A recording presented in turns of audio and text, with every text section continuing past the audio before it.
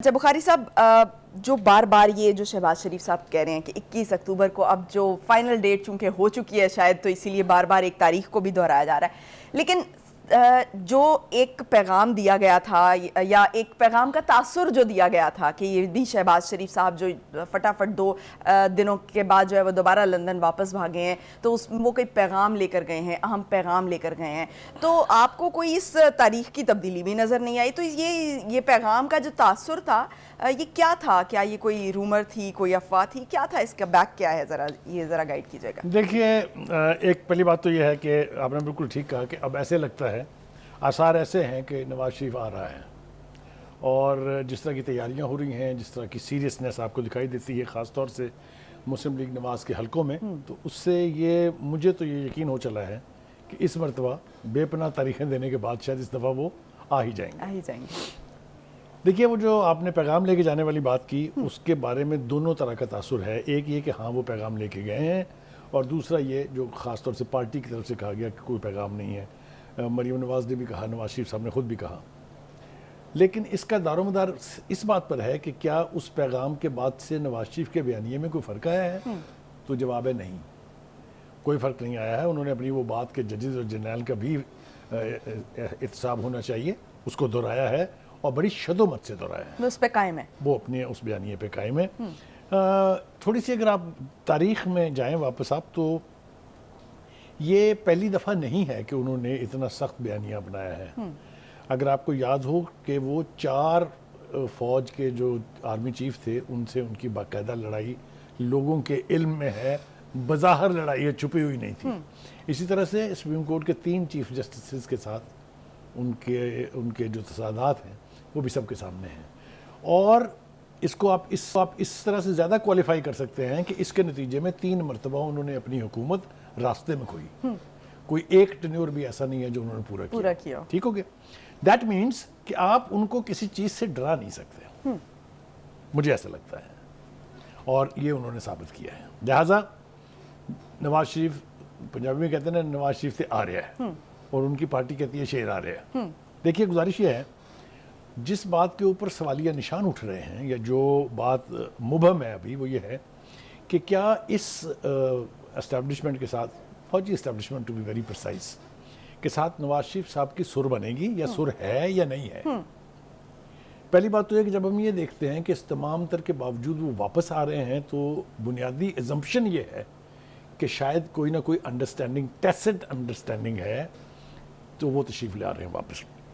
دوسری بات یہ کہ اگر نہیں، ان کی آشیرواد حاصل نہیں ہے، یا ان کو ان کی طرف سے پذیرائی نہیں ہے، تو آپشنز کیا ہیں؟ دیکھیں نا، انٹرم گورنمنٹ نے تو سدا نہیں رہنا ہے، الیکشن بھی ہونے ہیں، اور اب تو آثار دکھائی دیتے ہیں، اور میں نے اور آپ نے تسلیم کیا کہ لگتا ہے کہ جنوری میں الیکشن ہو جائیں گے۔ تو پھر کس کے ساتھ کام کریں گے وہ؟ پہلا آپشن ان کے پاس تھا عمران خان، جو تیسری قوت کے طور پر ابھارا گیا، پروجیکٹ کیا گیا، تخلیق کیا گیا، کھڑا کیا گیا۔ کیا ہوا؟ collapsed, the whole system collapsed. دوسری آپشن ان کے پاس ہے Peoples Party. Peoples Party is not coming to the power for the first time.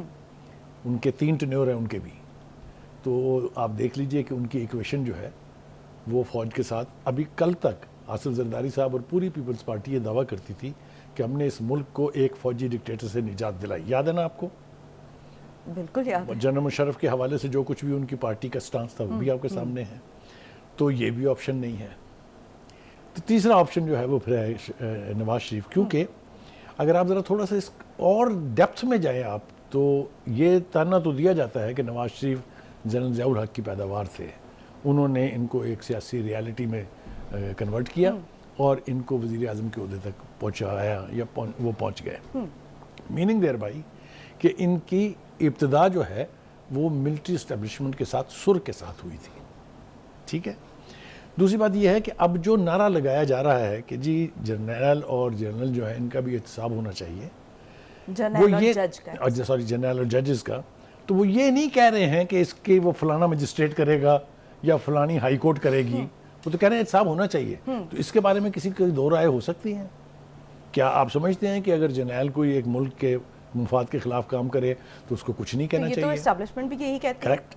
وہ صرف یہ کہتے ہیں کہ ہمارے پاس اپنے احتساب کے ادارے موجود ہیں، اور ہم نے کیا بھی ہے۔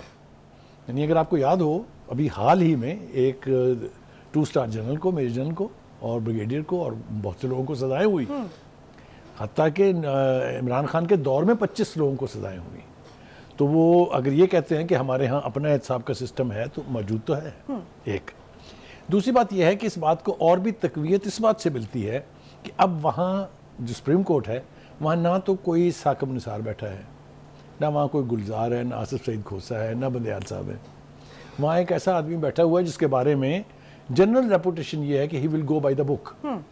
سو اگر کبھی بھی کوئی مقدمہ ان کے سامنے آئے گا، جیسا کہ اب ہم دیکھ رہے ہیں کہ فیض آباد دھرنا کیس جو لگا دیا نا انہوں نے، تو آپ یہ توقع کر رہے ہیں کہ یعنی قاضی فائز عیسیٰ صاحب بندیال بن جائیں گے؟ میرے خیال سے یہ تو بالکل بے تکی اور بے ڈھبی بات ہے. یہ میرا خیال ہے مسلم لیگ نون یہ سوچ بھی نہیں سکتی، کیونکہ ان کے دور میں انہوں نے کوئٹہ کمیشن رپورٹ جاری کی. کریکٹ. مطلب کہنے کا یہ ہے کہ اگر احتساب تک نوبت جائے گی، وہ چاہے انٹرنل ارینجمنٹ کے تحت ہو چاہے سپریم کورٹ میں ہو، تو وہ ہوگا. ٹھیک ہے، ججز کے خلاف ریفرنسز نہیں پڑے ہوئے تو کسی نے تو سننے ہیں نا، وہ دفن تو نہیں ہو جائیں گے نا آٹومیٹکلی. تو میرے خیال سے یہ آغاز ہونے والا ہے. اسی کو ذہن میں رکھ کے میرے خیال سے نواز شریف صاحب یہ بیانیہ بنائے ہوئے ہیں کہ احتساب سب کا. بنیادی بات تو یہ ہے نا کہ جی احتساب سب کا، صرف سیاستدانوں کا کیوں، جنرلوں کا اور ججز کا کیوں نہیں. یہ وہ گئی بات. جی دوسری بات یہ ہے کہ جس قسم کے کرائسس میں ہم ہیں as a nation, economic crisis, اس کا صحیح نام اس کا یہ ہے، اس کے لیے ہمیں مدد چاہیے کن سے؟ ہمیں مدد چاہیے ہمارے اپنے مسلم دوست ممالک سے، جن میں کون ہے سب سے آگے؟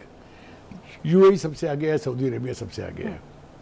ان کے ساتھ نواز شریف کے تعلقات کو آپ کسی صورت انڈرمائن نہیں کر سکتے. یہ ایک سے زیادہ دفعہ ثابت ہو چکا ہے. لہٰذا اس اعتبار سے بھی کہ اگر کوئی ٹرن اراؤنڈ کرنا ہے اکنامک تو نواز شریف چاہیے. اس سے اوپر چلے جائیں. چائنا، میں تو عجیب و غریب باتیں سن رہا ہوں کہ چائنا نے یعنی جو یہ گوادر ایئرپورٹ کا افتتاح تھا اس کو پینڈنگ کر دیا کہ let the gentlemen come back. اور زیادہ اچھی بات، مزے کی بات سناؤں آپ کو کہ جو توقع تھی کہ جو کراؤن پرنس ہیں محمد بن سلمان وہ پاکستان آ رہے ہیں، انہوں نے بھی کہا کہ میں ذرا تھوڑی سی دیر کے بعد ہی آؤں گا. تو یہ سارے اشارے اور اندیے جو ہمیں مل رہے ہیں، اس سے لگتا یہ ہے کہ پولیٹیکل ٹرن اراؤنڈ ہونے والا ہے. نواز شریف جب آئیں گے تو گراؤنڈ ریالٹیز چینج ہوں گی. دیکھیے یہ طے ہو گیا ہے کہ ان کی جماعت ان کے بغیر کچھ بھی نہیں ہے. ان کی 4 سالہ غیر موجودگی میں مجھے بتائیے خاقان عباسی صاحب نے کیا کیا، مجھے بتائیے مریم نواز نے کیا کیا، یا باقی کے جو پارٹی لیڈر ہیں. بیانات کی حد سے آگے تو کہیں نہیں بڑی بات. ووٹ بینک ویسے بھی نواز شریف کریکٹ. اور دوسری بات یہ کہ پارٹی بھی اسی کی ہے، پارٹی بھی اس کی ہے، ووٹ بینک بھی اس کا ہے. تو ایک بات تو یہ بالکل طے ہے کہ جب وہ واپس آئیں گے تو وہ جو ورکر گھر بیٹھا ہوا ہے وہ بھی رسپونڈ کرے گا، اور وہ جو لیڈرشپ کے بیچ ڈویژن ہے، pro Nawaz, pro Shehbaz, pro administration, pro establishment and everything, یہ ساری چیزیں جو ہیں یہ دفن نہیں ہوں گی تو کم از کم خاموش ہو جائیں گی. اس لیے کہ the man who calls the shots he will be here. تو ایک تو یہ میرے خیال سے اس کے بارے میں کوئی ابہام نہیں ہونا چاہیے.